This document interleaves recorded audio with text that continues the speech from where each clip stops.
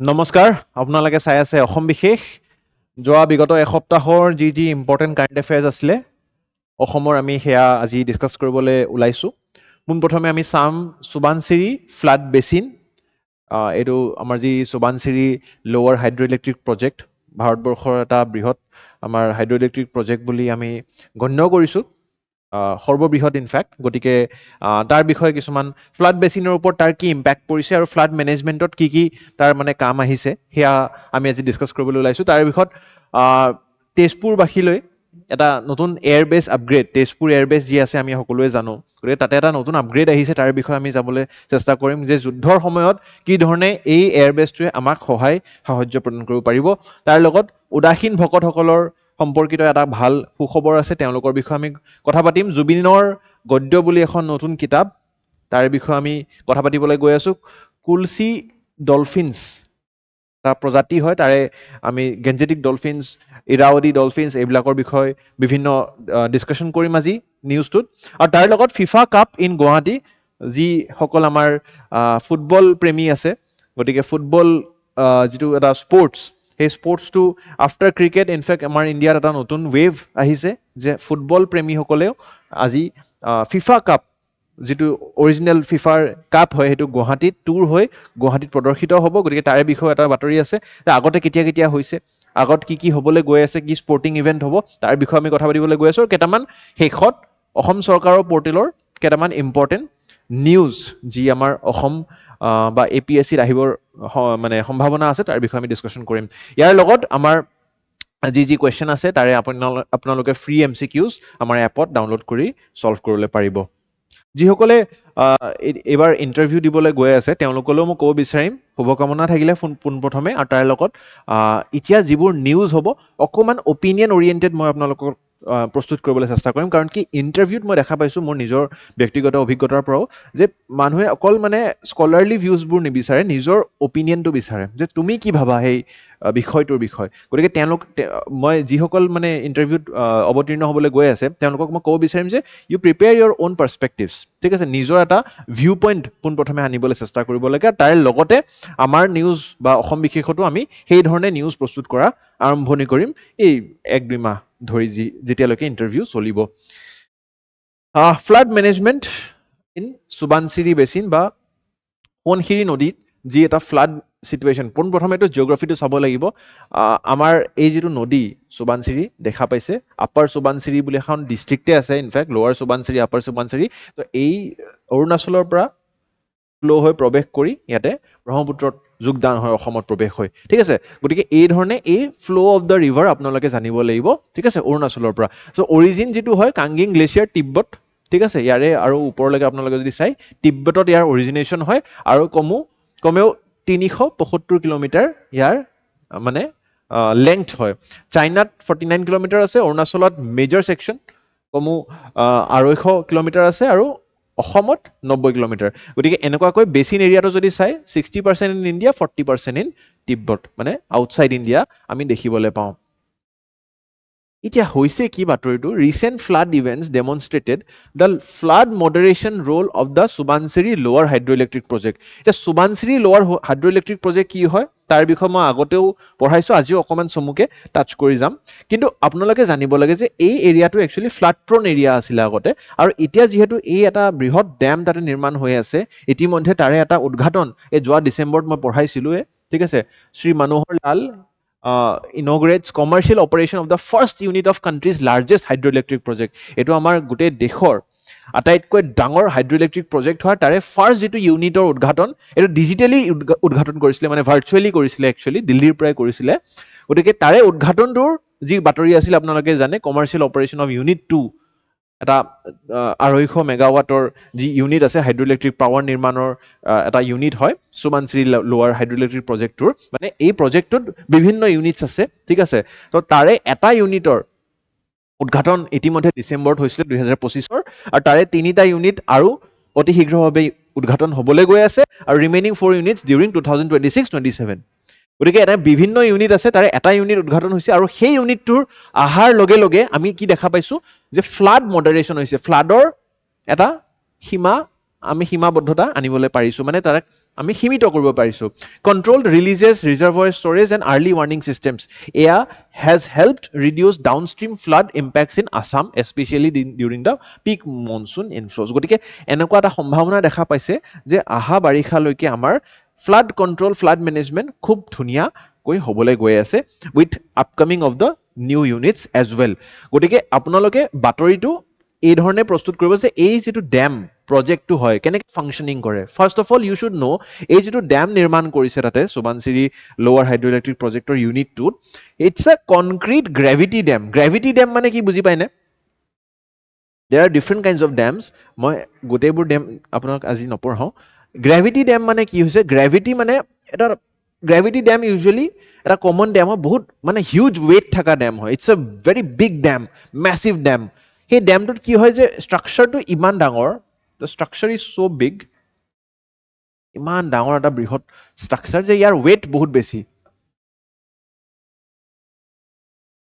ঠিক আছে আৰু যেতিয়া ৱেইট বেছি হ'ব যাৰ মাছটো বেছি হ'ব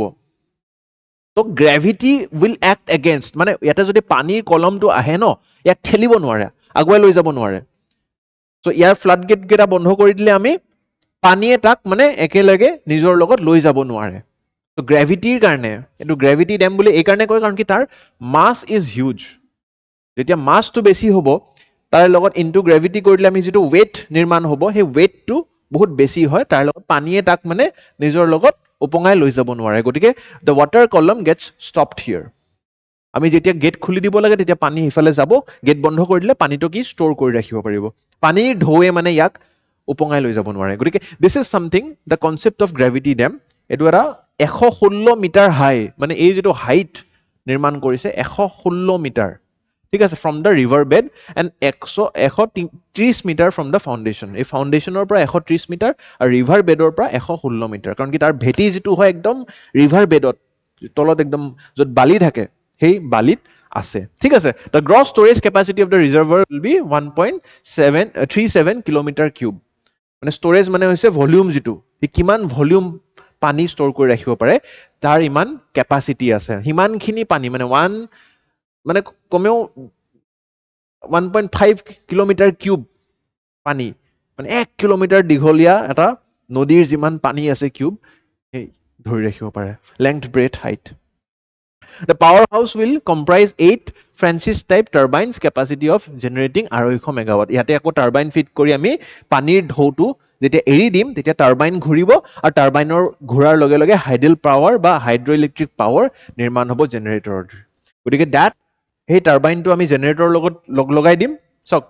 মেকানিকেল এনাৰ্জি কেনেকৈ কনভাৰ্ট হয় this is mechanical energy right সেইটো ইলেক্ট্ৰিকেল এনাৰ্জিত কনভাৰ্ট কৰিব লাগে মেকানিকেল এনাৰ্জি ইজ দ্য ফ্ল' অফ দ্য ৱাটাৰ গতিকে এই মেকানিকেল এনাৰ্জিটোক ইলেক্ট্ৰিকেল এনাৰ্জি কেনেকৈ কনভাৰ্ট কৰিম যে মেকানিকেলি আমি ইয়াতে এটা টাৰবাইন লগাই দিম এই টাৰবাইনটো ঘূৰিব আৰু তাৰ এটা আমি শ্বাফ্ট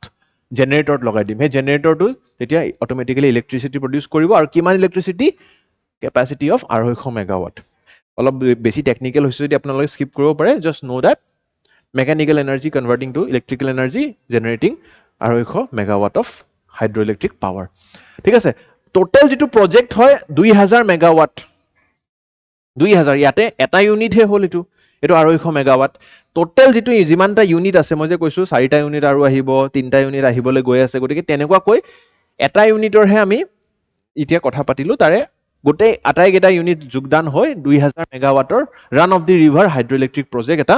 আমি নিৰ্মাণ কৰিবলৈ গৈ আছোঁ country's largest hydro' electric project it is located in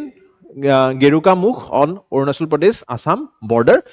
largest hydro' electric plant in India when completed এতিয়ালৈ কমপ্লিট হোৱা নাই কিন্তু এতিয়া আপোনালোকে ইয়াক লাৰ্জেষ্ট বুলি কৈ থৈ নাহিব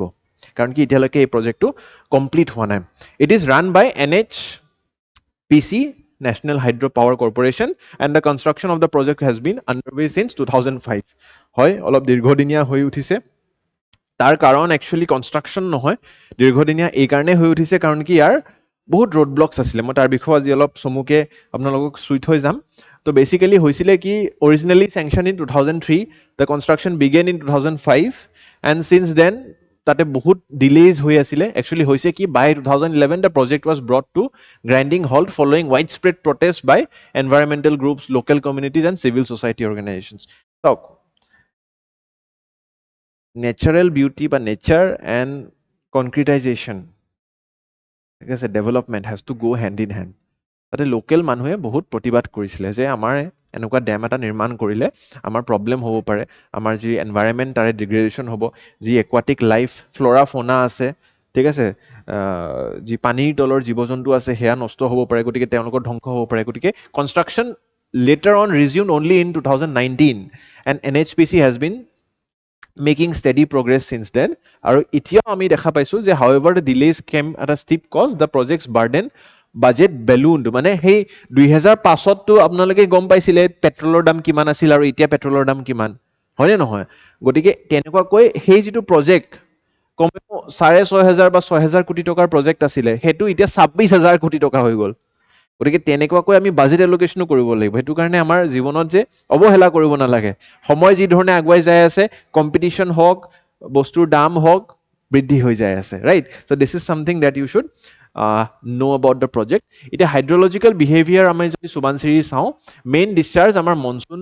ৰেইনফলৰ থ্ৰুৱে হয়। ইয়াৰ আটাইতকৈ বেছি কিমান হয়? কমেও 7,000 কিউমেক। আৰু তাৰে লগত আমি হিষ্টৰিকেল ফ্লাড পিকছত যদি চাওঁ 18,000 বা 13,000 এনেকুৱা কিউমেকো আমি বিভিন্ন ঠাইত দেখিবলৈ পাইছোঁ হিষ্টৰিকেলি দেই। 100 ইয়াৰ ফ্লাড আমাৰ যদি এভাৰেজ চাওঁ যে 19,600 কিউমেক এটা ফ্ল' আমি দেখিবলৈ পাওঁ। এতিয়া জিঅ'মৰ্ফলজিকেল কেৰেক্টাৰিষ্টিক্স, ইট এণ্টাৰ্ছ আছাম প্লেইনছ নিয়াৰ দ্য গেৰুকা মুখ। তাতে 80 মিটাৰমানৰ আমাৰ এটা এলিভেশ্যন দেখা পোৱা হয় আৰু spread into branded channels, breathing হয়, ৰিভাৰ্ছ যেতিয়া ব্ৰেড কৰে আপোনালোকে জানে অক্সবো লেকছ ফৰ্ম কৰে, তেনেকুৱাকৈ ব্ৰেডিং হয় আৰু হাই চিল্ট লোড ইয়াতে থাকে কাৰণ কি হিমালয়ৰ পৰা ডাইৰেক্ট ইৰোড হৈ আমাৰ অসমত প্ৰৱেশ কৰে, অৰুণাচল হয়। এতিয়া ইম্পেক্ট অফ দ্য 1950 আৰ্থকুৱেক, এটা বৃহৎ আৰ্থকুৱেক আহিছিলে আমাৰ 1950 চনত, আপোনালোকে জানে, ঠিক আছে, মেগনিটিউড আছিল 8.6। ৰিচেণ্টলিও এটা আহিছিলে আৰ্থকুৱেক, মই একচুৱেলি তেতিয়া অসমত নাছিলোঁ, দিল্লীত আছিলোঁ, দিল্লীত ফিল হোৱা নাছিলে, অলপো নাছিলে হা, 5 পইণ্ট কিবা আহিছিলে নেকি ৰিক্টাৰ স্কেল, মই শুনিছিলোঁ। ৰাতিপুৱা 4টা বজাত অসমত আৰ্থকুৱেক আহিছিলে, ঠিক আছে। ত' তাৰে এদিনে দুদিন আগত মই দিল্লী গৈছিলোঁ, তাতে নাছিলে, কিন্তু এই আৰ্থকুৱেকটো চাওক, তাতকৈ অলমষ্ট মানে ডাবল, ঠিক আছে। ইম্পেক্ট অফ 1950 আৰ্থকুৱেক, ইয়াতে হৈছিলে কি landslides temporarily damaged the Subansiri and sudden bridge after the 3 days কষ্ট। ইয়াতে কি কি ব্ৰিজ হৈছে? মেচিভ ফ্লাড হৈ গৈছিলে, কাৰণ কি সেই গোটেই শ্বেকিং এটা হৈ গৈছিলে, ঠিক আছে, তাৰ ফ্ল'টো মানে উলট পালট হৈ গৈছিলে। এনেকৈ যদি নদীটো বৈ আছিলে আৰ্থকুৱেকৰ কাৰণে, নদীটো এনেকৈ গুচি গৈছে, এইবিলাকতো ঘৰ আছিলে, তো মানুহৰ ঘৰ গোটেই উটাই লৈ গৈছিলে। গতিকে তেনেকুৱা হেভি চিল্ট ডিপজিশ্যন হৈছিলে বেলেগ বেলেগ জেগাত। চিল্টবিলাক যেতিয়া নদী বেলেগ বেলেগ মানুহৰ ঘৰে মাটিয়ে সোমাই গৈছে, তেতিয়া চিল্ট ডিপজিশ্যন হৈছে আৰু তাৰ লগত ৰেইজড ৰিভাৰ বেডটো অলপ ৰেইজ হৈ গৈছিলে because of the shaking of the ground. এনেকুৱাকৈ আমাৰ যেতিয়া শ্বিফটিং হ'ল, তাৰে কাৰণেও কিছুমান আমাৰ ফ্লাড লাইক প্লেইন এটা বেচিন ক্ৰিয়েট কৰিছিল। Subansiri was known to create floods in that area. আৰু এতিয়া ফাইনেলি এই লোৱাৰ হাইড্ৰ' ইলেক্ট্ৰিক প্ৰজেক্টটোৰ পৰা মানুহবোৰে অলপ আশা পাইছে যে ফ্লাড কণ্ট্ৰল আমি কৰিব পাৰিম, কাৰণ কি যেতিয়া মনচুন বা বাৰিষাৰ সময় আহিব, এই ডেমৰ গেটছবিলাক আমি বন্ধ কৰি দিব পাৰিম আৰু এটা লেভেললৈ আমি সীমিত কৰি তাৰ ফ্ল'টো ৰাখিব পাৰিম। গ্ৰেভিটি ডেম, এটা বৃহৎ গ্ৰেভিটি ডেম আমি নিৰ্মাণ কৰিছোঁ, যাতে ই অলমষ্ট 1.5 কিলোমিটাৰ কিউব পানী ধৰি ৰাখিব পাৰে নিজৰ ওজনৰ বলত, right? So' this is something you should understand about this entire dam project, ঠিক আছে। ইঞ্জিনিয়াৰিং টেকনলজি ফাৰ্ষ্ট আমি যদি দেখা পাইছোঁ, it is India's first heaviest hydro' generator rotors, largest stators আছিলে আৰু ইয়াতে বিগেষ্ট মেইন ইনলেট ভাল্ভ আছে। So' these are some of the first technologies used in Assam all across the world, all across the country. First ever use in India, Rotex tower belt হৈছে এই ডেমটোত use. এইখিনি বস্তু বৰ বেছি আপোনালোকে টেকনলজিকেলি কাৰ কি mechanism নুবুজিলেও হ'ব। ৰটৰ মটৰ এইবিলাক একচুৱেলি অলপ এই যিবিলাক আমাৰ টাৰ্বাইন আৰু জেনেৰেটৰ আছে তাৰে মেকানিজমৰ কাৰণে ব্যৱহাৰ হয়, বাট প্ৰিলিমছৰ কাৰণে আপোনালোকে অকণমান মুখস্থ মাৰিব পাৰে। All those mechanical engineers they will understand. Flood control provisions যদি ইয়াতে চাই, first cascaded dam on Subansiri, and ইয়াতে আমাৰ 1/3 of the reservoir will be kept empty. এই মানে বাৰিষাৰ সময়ত আমি কি কৰিম, ষ্ট্ৰেটেজিটো আমাৰ কমেও 1/3 মানে 1/3 33% অফ দ্য ৰিজাৰ্ভাৰ আমি খালী কৰি ৰাখিম, তেতিয়া অট'মেটিকেলি আশে পাশে মানে পানী যোৱাৰ সম্ভাৱনা নাথাকে। আপোনালোকে দেখা পাইছেনে কি ধৰণে আমি নিৰ্মাণ কৰিছোঁ, যে পানী যাতে আমি ইমান ওপৰলৈকে আহিলেও কেৰি ফৰৱাৰ্ড কৰি ৰাখিব পাৰোঁ, মানুহৰ ঘৰে ঘৰে যাতে পানী সোমাই নাযায়। Absorbs excess monsoon inflow' and protects downstream Assam. Right এইখিনি আপোনালোকে বুজি পাইছে গোটেই প্ৰজেক্টটোৰ ষ্ট্ৰাকচাৰ বুজি পাইছে পিক্টোগ্ৰাফিকেলি বুজি পাইছে গ্ৰেভিটি ডেম কি হয় বুজি পাইছে ৰাইট তাৰ ওজনৰ বলত সি গ্ৰেভিটিৰ জোৰত পানীটো আগুৱাই যাব নিদিয়ে ঠিক আছে ডিজাইন অফ দ্য সুবানচিৰি ৰিভাৰ চাওক এনেকুৱাকৈ এটা নদীৰ ফ্ল' আছে দিছ ইজ দ্য নদী ঠিক আছে ইয়াতে আৰ্থেন ডেম বনাইছে গ্ৰেভিটি ডেম আৰু ইয়াতে 9 মানে স্পিলৱেজ আছে স্পিলৱেজ মানে হৈছে যে আমি যদি পানীটো এৰি দিব বিচাৰোঁ তেনেহ'লে এখন এনেকৈ 9খন গেট আছে ঠিক আছে আমি এৰি দিলে অলপ অলপকৈ ৰেগুলেটেড এৰি দিব পাৰোঁ তাৰ লগত আমাৰ ইয়াতে ডাইভাৰ্জন 5টা ডাইভাৰ্জন টানেলো আছে যে পানী যদি আমি ডাইভাৰ্ট কৰি দিব বিচাৰোঁ এনেকুৱাকৈ আমি ডাইভাৰ্ট কৰিব পাৰোঁ যাতে এটা এৰিয়াতে ফ্লাডিং নহয় এইখিনি তাৰপিছত প্লাঞ্জ এৰিয়া বুলি কয় আৰু তাৰ লগত টেইল পুল আছে ঠিক আছে এই গোটেই মানে এই ডেম এক্সিছটোৰ লগত আমাৰ গোটেইখিনি এই টানেলছবিলাক জড়িত হৈ আছে আৰু ঠিক তাৰে লগতে আমাৰ এই টানেলৰ লগতে ইয়াতে পাৱাৰ হাউচ লগাই দিছে চ' ইয়াতে টাৰ্বাইন লগাই আমি পাৱাৰ জেনেৰেট কৰিব পাৰিম ঠিক আছে যিমান মেগাৱাট ইয়াতে প্ৰথম ইউনিটটো যিটো আমাৰ উদ্ঘাটন হৈছে তাৰ পৰা 250 মেগাৱাট পাৱাৰ জেনেৰেট হ'ব তাৰ লগত গোটেই যেতিয়া ইউনিটবোৰ তৈয়াৰ হৈ উঠিব আমি কমেও 2000 মেগাৱাট পাৱাৰ জেনেৰেট কৰিবলৈ পাৰিম এই গোটেই প্ৰচেছটোত ঠিক আছে এইখিনি বস্তু বুজি পাইছে আমাৰ ক্লাইমেট চেঞ্জতো কি ধৰণে সহায় কৰিব ৰাইজিং টেম্পাৰেচাৰ হৈ আছে গতিকে হায়াৰ ৰিভাৰ ট্ৰান্সপিৰেশ্যন হ'ব ইয়াৰ লগত ৰিডিউচ স্ন'মেল্ট শ্বেয়াৰ হ'ব ইনক্ৰিজ ডিপেণ্ডেঞ্চ অন মনচুন ৰিভাৰ হ'ব গতিকে কাৰণ আমাৰ তাত এটা হিউজ ৰিজাৰ্ভয়াৰ আছে তো শুকানৰ যেতিয়া আমাৰ শুকান সময় বা বাৰিষা নহয় তেতিয়া আমাৰ তাত পানী থাকিব আৰু যেতিয়া বাৰিষাৰ সময় আমি তাক ষ্ট'ৰ কৰি ফ্লাড হোৱাৰ পৰা ৰিজাৰ্ভ কৰিবলৈ পাৰিমগৈ এটা প্ৰিলিমছৰ প্ৰেক্টিছ কুৱেশ্যন আনিছোঁ চেষ্টা কৰিব উত্তৰটো কমেণ্ট ছেকশ্যনত দিবলৈ Next, IAF, that is Indian Air Force, to upgrade Tezpur Air Base, advanced weapon systems and strategic assets to be deployed. ঠিক আছে গতিকে এটা সুখবৰ actually government of India has approve acquisition of 382 acre of land at Bokajan village ঠিক আছে বোকাজানৰ শোণিতপুৰ জিলাৰ actually Bokajan যি জেগাটুকুৰ আছে শোণিতপুৰ আমি বুজিব লাগিব বেচিকেলি তেজপুৰ এই এৰিয়াটোৰ কথা পাতি আছোঁ দিছ ইজ দ্য তেজপুৰ ঠিক আছে ইয়াতে আমাৰ বেলেগ বেলেগ এয়াৰ বেছেছ আছে আমাৰ চাবুৱাত আছে এয়াৰ বেছ যোৰহাট আছে গুৱাহাটীত আছে গুৱাহাটীততো আমাৰ যি লোকপ্ৰিয় গোপীনাথ বৰদলৈ বিমানবন্দৰ সেইটোৱে একচুৱেলি ডিফেন্স এয়াৰবেছো হয় এয়াৰপৰ্টো হয় তাতে ডিফেন্স ইনষ্টলেশ্যনছো আছে আৰু চিভিলিয়ান ইনষ্টলেশ্যনছো আছে সেইটো কাৰণে যে আপোনালোকে গুৱাহাটী এয়াৰপৰ্টত লেণ্ডিং কৰিলে চাবচোন ফ্লাইটবোৰত এটা এনাউন্সমেণ্ট হয় যে ইয়াতে পিক্টোগ্ৰাফী মানে ফটোগ্ৰাফী কৰা নিষেধ ফটোগ্ৰাফী বা ভিডিঅ'গ্ৰাফী কৰা নিষেধ কাৰণ কি it's a defence airbase it's a defence airport defence ইনষ্টলেশ্যনো আছে একফালে ডিফেন্সৰ এয়াৰক্ৰাফ্ট থাকে চাবচোন গুৱাহাটী এয়াৰপৰ্টত গ'লে ঠিক আছে this is something that you should know the land will be use for advance weapon systems and strategic assets upgrades focused on 11 wing operations এই এটা উইং আছে মানে তেজপুৰ এয়াৰবেছত 11 উইং অপাৰেশ্যনছ বুলি কয় it is located 150 to 200 kilometres from the LAC line of actual control ঠিক আছে LOC যেনেকৈ কাশ্মীৰৰ ফালে আছে LAC line of actual control অৰুণাচলৰ প্ৰদেশ তো গতিকে সেই চাইনাৰ লগত যেতিয়া আমাৰ এয়াৰ ডিছপিউট হ'ব এই এয়াৰবেছটো আমাক সহায় কৰিব কি ফৰৱাৰ্ড বেছ east of the Siliguri corridor ঠিক আছে শিলিগুৰি কৰিডৰৰ পৰা আমাৰ এটা ভাল এয়াৰবেছ আমি ইয়াতে দেখা পাইছোঁ ঠিক আছে Tezpur AFS remains a critical pillar of India's dominance in the eastern air sector historical significance of Tezpur airbase যদি চাওঁ আমি it was establish in 1942 very old heritage of this airbase আমাৰ তাত আছে 1942 during world war II by the royal Indian air force ঠিক আছে and became a full fledged Indian air force base in 1959 গতিকে 59ত আমাৰ ইয়াত ফুল ফ্লেজেড এয়াৰবেছ হৈ উঠিছিলে আৰু ইয়াতে বিভিন্ন ধৰণৰ যেনেকৈ vampire Toofani hunter MiG-21 gnat MI-4 helicopters Chetak helicopters MiG-21 গতিকে এনেকুৱা ধৰণৰ বিভিন্ন আমাৰ এয়াৰক্ৰাফ্ট অপাৰেশ্যন আমি এই তেজপুৰ এয়াৰবেছত দেখিবলৈ সক্ষম হৈছোঁ কাৰেণ্টলি হাউচেছ 2 স্কোৱাড্ৰনছ অফ Su-30 ঠিক আছে সুখoi যিটো আছে আমাৰ ৰাছিয়াৰ পৰা আমি একুৱায়াৰ কৰা সেই সুখoi 30 MKI ফাইটাৰ এয়াৰক্ৰাফ্টছ আমাৰ ইয়াতে অৱস্থিত আছে আৰু তাৰ লগত host other strategic and supportive assets এতিয়া ফাইনেলি তেজপুৰ এয়াৰবেছটো কিয় ইম্পৰ্টেণ্ট আমাৰ কাৰণে সেয়া বুজাটো জৰুৰী হয় it is located in central Assam and it is very close to India চাইনাৰ বৰ্ডাৰ LAC যিটো কয় line of actual control serves as a forward base for rapid air operations in Arunachal Pradesh and wider north east distance to another key eastern airbase is Chabua ঠিক আছে মই চাবুৱা এয়াৰবেছটো দেখাইছিলোঁ নে এইটো ঠিক আছে এই তেজপুৰৰ পৰা চাবুৱা গতিকে দিছ ইজ আ ইণ্টাৰলিংকড এয়াৰবেছ ঠিক আছে ইষ্টাৰ্ণ এয়াৰ কমাণ্ডৰ লগত আমাৰ জড়িত হৈ থাকিব air base is about 250 kilometer allowing integrated regional coverage গতিকে চাবুৱাৰ পৰা কিছুমান এয়াৰক্ৰাফ্ট যদি ডকিং কৰিব লাগে আমাৰ ইয়াতে ডকিং কৰিব পাৰিব আমি ডজিং কৰিব পাৰিম আমি তাৰ লগত আমি বেলেগ ধৰণৰ চৰ্টি ল'ব পাৰিম ঠিক আছে you know' what is a sortie right sortie আমি কৰি কিনে এনিমি লাইনছত আমি নোসোমোৱাকৈ আমি তেওঁলোকৰ ওপৰত চাৰ্ভিলেঞ্চ কৰিব পাৰিম গতিকে আমি বিভিন্ন কামত এই তেনেকুৱা ৰিজনেল কভাৰেজ আমি এটা ইয়াতে কমপ্লিট কৰিব পাৰিম from the critical component of the eastern air command and enables quick deployment of fighter aircrafts গতিকে এনেকুৱাকৈ আমি গোটেই চাইনা ফেক্টৰটো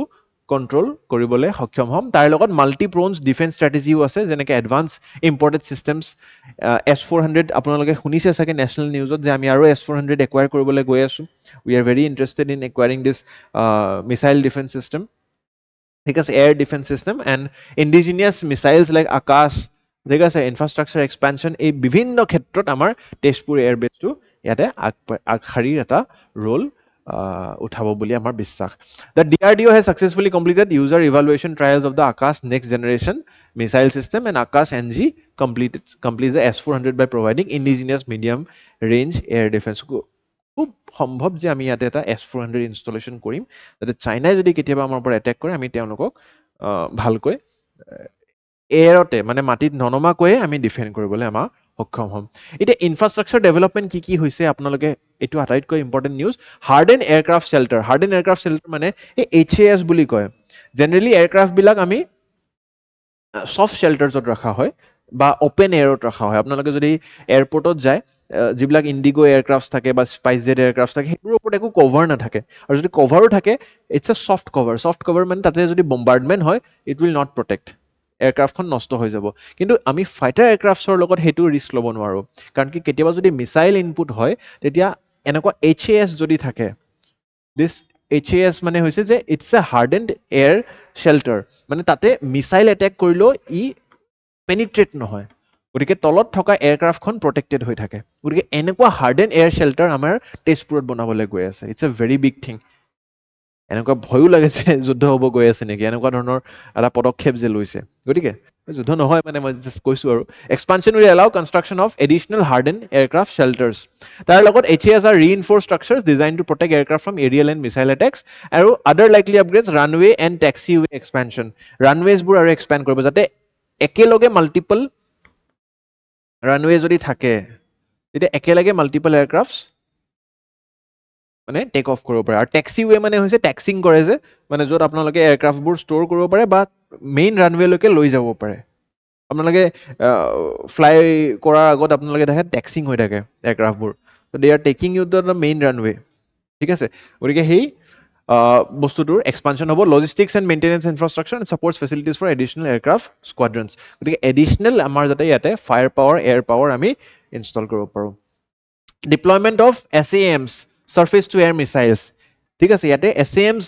ডিপ্লয় হ'ব mobile surface to air missiles আমাৰ যদি চাই যে এনিমি ফাইটাৰ এয়াৰক্ৰাফ্টবিলাকক ই কণ্ট্ৰল কৰিব পাৰে বেলিষ্টিক মিছাইলছ থাকে ক্ৰুজ মিছাইলছ থাকে এনেকুৱা ধৰণৰ বিভিন্ন মিছাইলছ আছে ইণ্ডিয়াৰ সাৰ্ফেচ টু এয়াৰ মিছাইল কি আছে আমাৰ তাত আকাশ আছে আমাৰ তাত QRSAM আছে আমাৰ তাত MRSAM আছে LRSAM আছে ভিশ্বৰাড আছে আৰু S-400 আছে S-400 is a air defence system কিন্তু ইয়াৰ তাত যিটো একচুৱেলি এয়াৰ ডিফেন্স ই কেনেকৈ কৰে গম পাইছে নাই এণ্টি মিছাইলছ ফায়াৰ কৰি কিনে মানে বুজা নাই ন ধৰি লওক এইটো S-400 মাটিত আছে ন আমাৰ তাত ধৰক চাইনাই এনেকৈ এটেক কৰিলে মিছাইল দিলে তো ই একচুৱেলি বেলেগ একো নকৰে ই এণ্টি মিছাইল ফায়াৰ কৰে তো anti missile in short range মানে ঠিক মাটি চোৱাৰ আগে আগে ই এণ্টি মিছাইল ফায়াৰ কৰি দিব তো এয়াৰতে মানে এই যে মহাভাৰতত আগতে দেখায় ধনুকাৰক কাট খাই দিয়ে দুইডাল কাৰ ধ্বংস হৈ যায় যে মহাভাৰতত দেখিছে চাগে ঠিক আছে তো তেনেকুৱাকৈ ইয়াতে এইটো মানে সাৰ্ফেচ টু এয়াৰ মিছাইল ই সাৰ্ফেচৰ পৰা এয়াৰলৈকে যিটো মিছাইল চিষ্টেম থাকে S-400টো দ্যাট ইজ একচুৱেলি SAM সেইটো কাৰণে মই SAMৰ কেটেগৰীত ধৰিছোঁ ই আপ টু 400 কিলোমিটাৰ্ছ যাব পাৰে মানে 400 কিলোমিটাৰ দূৰতে মাটিৰ পৰা ধ্বংস কৰি দিব পাৰে এনিমি মিছাইলছবোৰক গতিকে আকাশ এইটো আমাৰ দেখা পাইছে QRSAM quick reaction surface to air missile ঠিক আছে this is LRSAM this is Barak 8ক আমি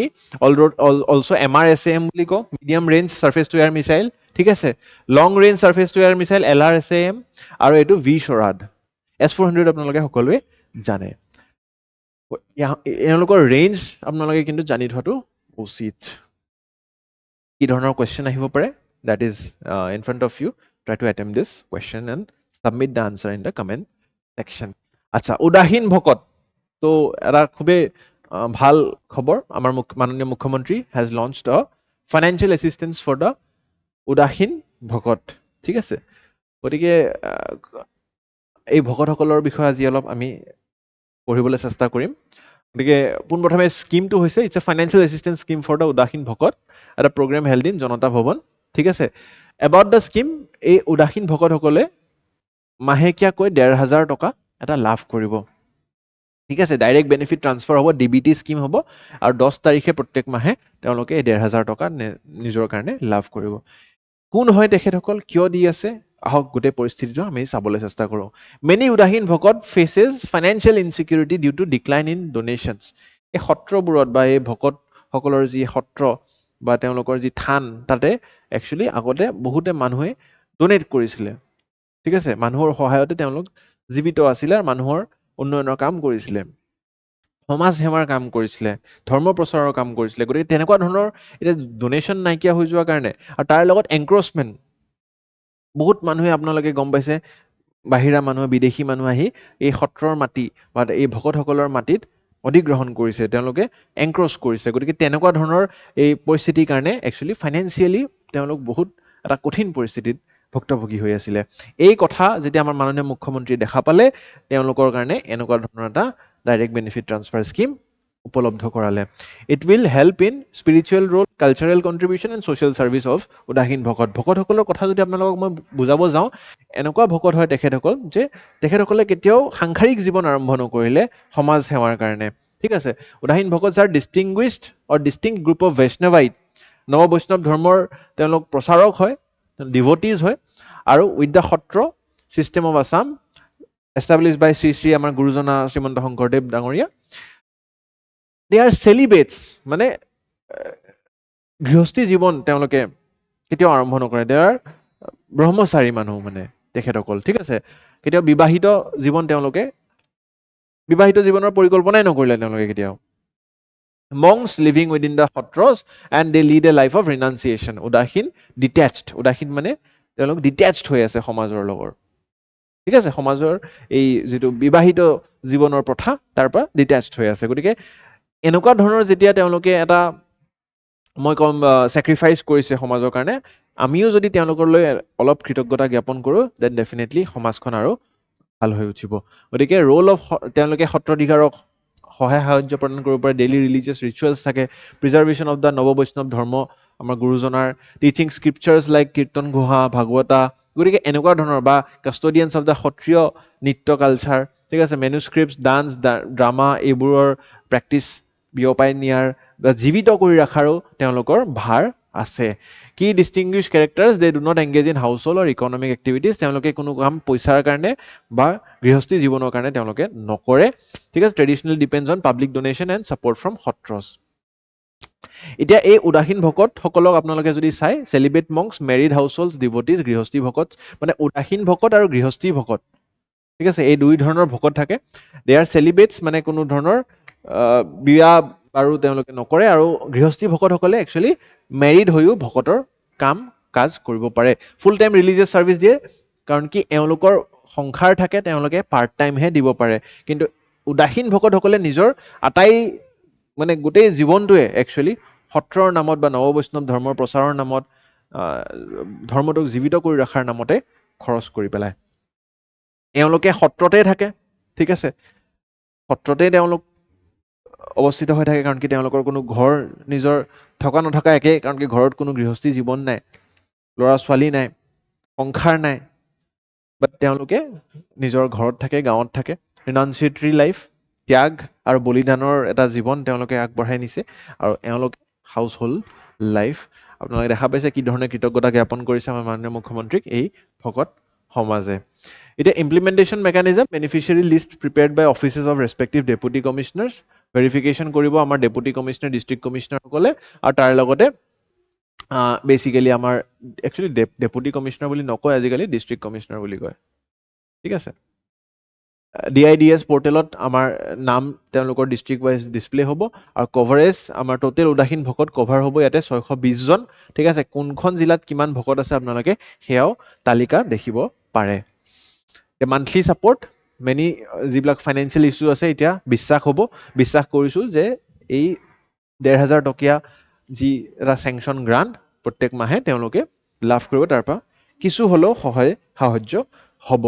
আৰু ইয়াৰ লগত as per government Assam State Land Revenue and Monitoring Commission 15,000 bigha of Satra land was encroached and তাৰ লগত 7,000 বিঘা under encroachment in Barpeta Satra alone গতিকে এনেকুৱাকৈ এই এনক্ৰচমেণ্টৰ যিটো মই কৈছোঁ উদাহৰণ সেইটো একচুৱেলি ফলছ নহয় গতিকে আপোনালোকে ইণ্টাৰভিউত যদি এনেকুৱা ধৰণৰ আহে কুৱেশ্যন যে is eat right to give ছাচ DBTs ক'ব লাগে যে আমাৰ যিটো আমাৰ নৱবৈষ্ণৱ ধৰ্ম আইডেণ্টিটি সেই আইডেণ্টিটিক বচাই ৰাখিবলৈ উদাসীন ভকতসকলে এটা মানে বলিদান দিছে আৰু সেই বলিদানক কৃতজ্ঞতা জ্ঞাপন কৰিবলৈহে এই ধৰণৰ আমি সহায় সাহায্য প্ৰদান কৰিছোঁ এটা প্ৰিলিমছৰ প্ৰেক্টিছ কুৱেশ্যন আপোনালোকে দেখিব পাৰে চেষ্টা কৰিব উত্তৰটো কমেণ্ট ছেকশ্যনত দিবলৈ এটা সৰু বাতৰি জুবিনৰ গদ্য যিহেতু এই যোৱা বছৰটো আপোনালোকে গম পাইছে দুৰ্ঘটনাজনক যি আমাৰ বাতৰি আছিল জুবিনদাৰ সম্পৰ্কিত গতিকে জুবিন গাৰ্গৰ ওপৰত প্ৰশ্ন আহি যাব পাৰে প্ৰিলিমছত ঠিক আছে গতিকে জুবিনৰ গদ্য বুক কম্পাইলড এণ্ড এডিটেড বাই মনজিত ৰাজকোঁৱৰ এই নামটো আহি যাব পাৰে লাষ্ট টাইম আমি দেখা পাইছোঁ ইম্পৰ্টেণ্ট বুকছ বা কিতাপৰ ওপৰত কুৱেশ্যন আহিছে গতিকে মনজিত ৰাজকোঁৱৰে লিখা কম্পাইল কৰা এখন কিতাপ is set to be formally release in Assam book fair already আমাৰ বুক ফেয়াৰ শেষ হৈছে একচুৱেলি ঠিক আছে 6 জানুৱাৰী তাৰিখে অসম গ্ৰন্থমেলাত ইয়াৰ পৰিৱেশন কৰা হৈছিলে book is publish by Assam publishing company আৰু জুবিনৰ গদ্য কি হৈছে it's a collection of prose written by Zubeen Garg এইটো কম্পাইলেশ্যন হে তেওঁ লিখা নাই ইটছ এ কম্পাইলেশ্যন জুবিন দাই যি প্ৰ'জ লিখিছিলে one of the Assam's most influential cultural figure সেই কম্পাইলেশ্যন এখন কিতাপৰ ৰূপত ৰূপান্তৰ কৰি তুলিছে এই মনজিত ৰাজকোঁৱৰে নাম দিছে জুবিনৰ গদ্য ঠিক আছে book reflects literary dimensions of Zubeen Garg beyond his musical career অকল গানৰ বিষয়ে নহয় তেওঁৰ জীৱনৰ বিষয়ে তেওঁৰ অভিজ্ঞতাসমূহৰ বিষয়েও এই কিতাপত আপোনালোকে বৰ্ণনা পাব গতিকে জুবিন দাৰ যদি কোনোবা ফেন আছে যোনে ক্লাছটো চাই আছে এই কিতাপখন আপোনালোকে নিশ্চয় কিনিব পাৰে ইয়াতে তেওঁৰ মানে শৈশৱ জীৱনৰ বিষয় বা মানে তেওঁৰ সৰুকালিৰ বিষয় সংছ ক্ৰিয়েটিভ জাৰ্ণি কি ধৰণে তেওঁ নিৰ্মাণ কৰিছিলে গান ৰচনা কৰিছিলে লিৰিক্স এইবিলাকৰ বিষয়ে আপোনালোকে দেখিবলৈ পাৰিব এই কুৱেশ্যনটোৰ উত্তৰ কমেণ্ট ছেকশ্যনত দিব নেক্সট কুলচি ডলফিনছ ঠিক আছে এটা ৰিভাৰ আছে আমাৰ একচুৱেলি কামৰূপত ঠিক আছে Kulsi river Dora Beel wetland channel বুলি কয় এই ৰিভাৰটো আপোনালোকে দেখা পাইছে it is in the area of Assam Meghalaya বৰ্ডাৰৰ কামৰূপ জিলাত আমি এনেকুৱাকৈ এটা ৰিভাৰ দেখা পাওঁ ঠিক আছে পাৰ্পল কালাৰ এই map of the watershed it flows through Kamrup district of Assam connects Dora Beel wetland and Brahmaputra river Dora Beel wetland এই নামকেইটা আপোনালোকে কিন্তু মাৰ্ক কৰি ৰাখিব channel length is approximately 700 meters and it is vital for fish migration dolphin movement and nutrient exchange ঠিক আছে এতিয়া হৈছে কি a crucial ecological corridor is facing severe degradation ইয়াতে threatening হৈছে actually the survival of the Gangetic river dolphin ইয়াতে আপোনালোকে জানে আমাৰ Gangetic river dolphin পায় Indus river dolphin Irrawaddy dolphin আৰু Gangetic river dolphin এই তিনিটা dolphin থাকে Gangetic river dolphin আমি ইয়াতে পাওঁ আৰু যিহেতু ইয়াৰ এৰিয়াটো ডিগ্ৰেডেশ্যন হৈছে এই ডলফিন সমাজটোৰ এই ডলফিন কেইটাৰো একচুৱেলি আমাৰ জীৱনটো এটা প্ৰব্লেমত আহি পৰিছে গতিকে acts as a lifeline for Gangetic river dolphin enables seasonal migration of fish from the wetland and ensures year round food availability for dolphins এই যেটো আমাৰ মানে fish migration থাকে তো ডলফিনবোৰেতো মাছ খাই কিনেহে জীয়াই থাকে গতিকে enable seasonal migration of fish from wetland to river ensures মানে food availability কিন্তু এতিয়া dolphins are often sighted at the confluence especially during the fish movement খাদ্যৰ কমি হৈ গৈছে শ্ৰিংকিং হৈ গৈছে চেনেলটোৰ বিকজ অফ এনভাইৰনমেণ্টেল ইছ্যুজ ঠিক আছে মানে চেনেলটো যিমান বহল আছিল সেয়া কমি আহি গৈ আছে সেডিমেণ্টেশ্যন হৈছে channel is choked by silt deposition বেছি সিল্ট ডিপজিট হৈ গ'লে পানীৰ মানে পৰিমাণটো কমি গৈছে ফ্ল' কৰাৰ মানে ই চেপি আহিছে আৰু যেতিয়া চেপ খাই আহে তেতিয়া automatically because of silt deposition ডলফিনৰ কাৰণে মুভমেণ্ট কৰিবলৈ কঠিন হৈ পৰিছে ঠিক আছে আৰু হিউমেন ইণ্টাৰফেৰেঞ্চ হৈছে আনস্ক্ৰিপ্টুৰাছ traders block the channel during the lean season. Easy movement of dumpers, earth movers. Dumper বিলাক যে মুভ কৰে বা মাটি খুন্দি মানে ঘৰ বনাবলৈ মাটি ডিপজিট কৰিবলৈ চহৰলৈ লৈ আহে গতিকে এই চেণ্ড মাফিয়া লেণ্ড মাফিয়া বিলাকৰ কাৰণেও এই এৰিয়াটোৱে অলপ এনভাইৰনমেণ্টেল ইছ্যু ফেচ কৰিছে and disruption of fish migration from the wetland to river has almost stopped এই দৰা বিলৰ পৰা মানে মাছ অহা বন্ধ হৈ গৈছে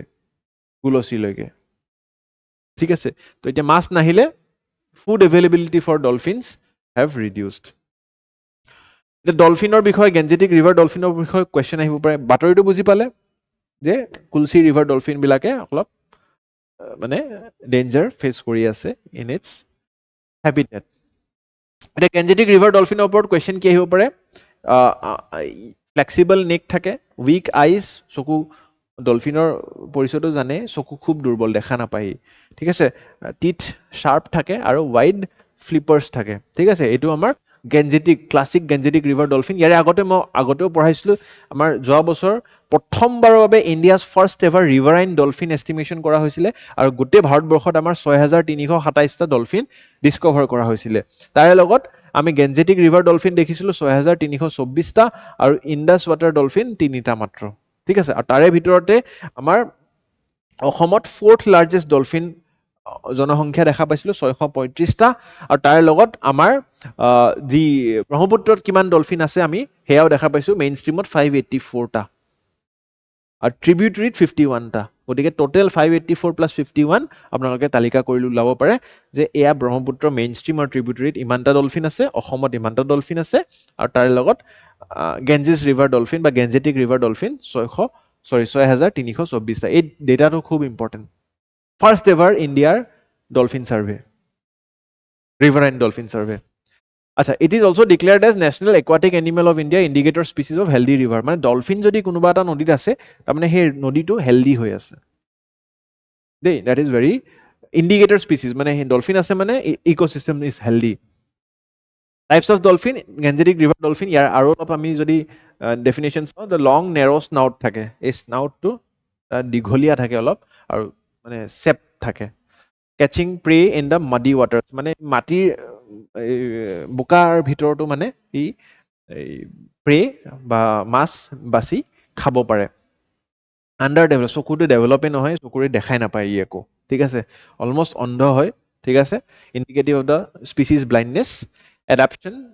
for life in murky waters মানে চকুত এই বালি মানে বোকা থকা মাটিত সি সোমাই থাকিব লগা হয়তো তো বালি সোমাই গ'লে বোকা সোমাই গ'লে চকুটো এনেও কাম নিদিয়ে গতিকে সেইটো কাৰণে ইয়াৰ চকুটো জন্মগতভাৱে ব্লাইণ্ড হৈ আহে একো ইম্পেক্ট নহয় বৰ বেছি স্মুথ হেয়াৰ লেছ স্কিন মানে ছালত ইয়াৰ চুলি নাথাকে ঠিক আছে গেঞ্জেটিক ৰিভাৰ ডলফিনৰ টিপিকেলি গ্ৰেইছ ব্ৰাউন থাকে এই ধৰণৰে কালাৰটো পাব আপোনালোকে এক্সেক্টলি আৰু adult dolphins can weigh up to মানে grow' up to 2.5 metres in length and weigh up to 100 বা 150 কিলো আমাৰ দীঘল থাকে তাৰপিছত ইণ্ডাছ ৱাটাৰ ডলফিন আমাৰ থাকে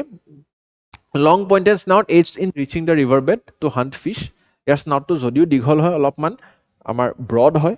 গেঞ্জেটিক ৰিভাৰ ডলফিনতকৈ আৰু নন ফাংচনেল এৰিয়া চকু একদমেই ফাংচন নাই আৰু চকু দেখাই নাপায় চাগে আপোনালোকে মানে অকণমান এটা কাট থাকে আৰু ঠিক আছে ইহঁতে অলপ হ'লেও যদি দেখা পায় চকু উইক মানে আইজ নন এক্সিষ্টেণ্ট নহয় উইক হয় দুৰ্বল হয় ঠিক আছে কিন্তু ইয়াৰ নন ফাংচনেল মানে indicating their blindness in murky waters and smaller and more compact than the মানে গেঞ্জেটিক ৰিভাৰ মানে গেঞ্জেটিক ডলফিনতকৈ এই ইণ্ডাছ ৱাটাৰ ডলফিনটো অলপ মানে কম্পেক্ট হয় সৰু হয় ঠিক আছে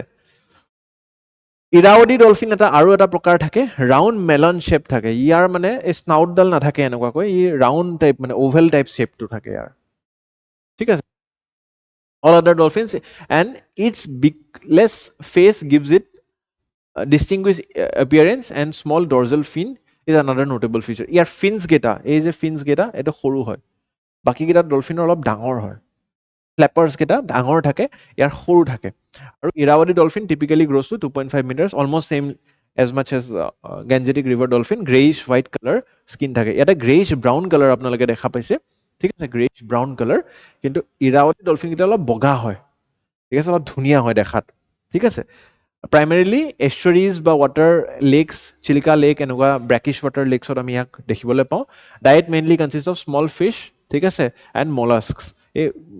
মানে মেৰাইন এনিমেলছ খাই জীয়াই থাকে আৰু tends to live in small pods usually 2 to 4 individuals often forming temporary এলায়েন্সেছ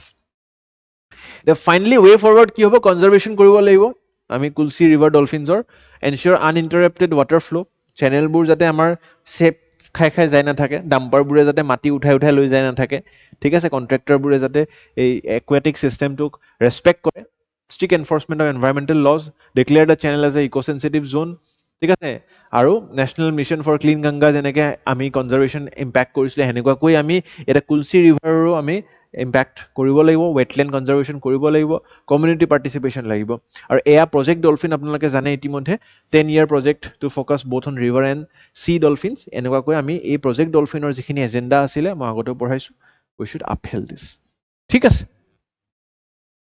এটা প্ৰিলিমছৰ প্ৰেক্টিছ কুৱেশ্যন চেষ্টা কৰিব উত্তৰটো কমেণ্ট ছেকশ্যনত দিবলৈ এটা সৰু সুখবৰ অসমবাসী ৰাইজলৈ গুৱাহাটীবাসী ৰাইজলৈ FIFA world Cup trophy to tour to Guwahati মানে tour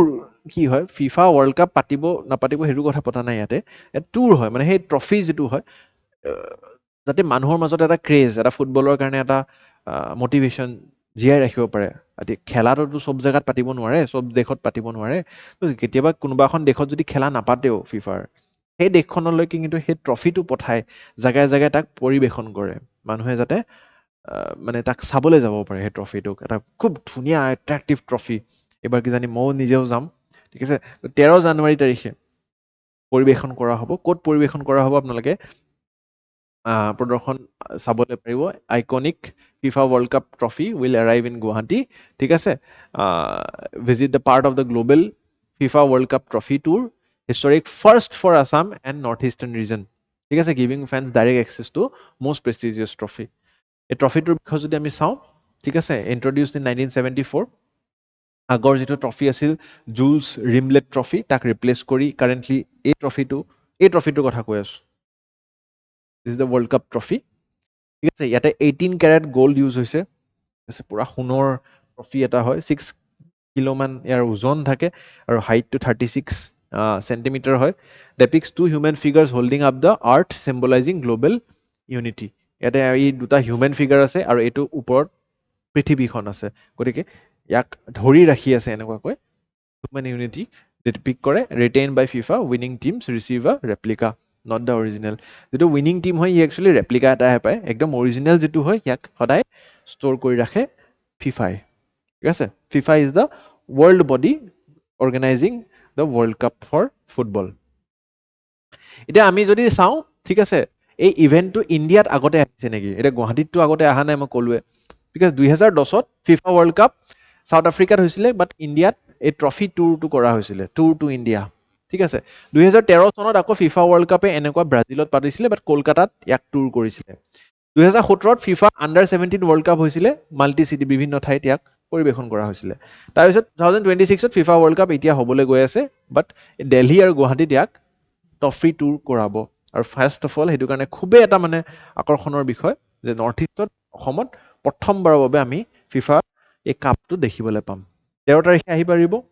trophy will be flown from Delhi to Guwahati transported directly to ক'ত দেখা পাব বৰ্ষাপাৰা ষ্টেডিয়াম গতিকে বৰ্ষাপাৰা ষ্টেডিয়াম 13 তাৰিখে সকলোৱে যাব লাগিব ঠিক আছে ময়ো চেষ্টা কৰিম আৰু আচ্ছা আৰু এটা স্পেচিয়েল হাইলাইট আছে গিলবাৰ্টো চিলভা আপোনালোকে যদি জানে ঠিক আছে এটা খুবেই বিখ্যাত ফুটবল খেলুৱৈ হয় ব্ৰাজিলিয়ান ফুটবল প্লেয়াৰ হয় ঠিক আছে আৰু ফিফা ৱৰ্ল্ড কাপ উইনিং মানে টীমতো আছিলে 2002 চনৰ গতিকে তেওঁ ইয়াতে আহিব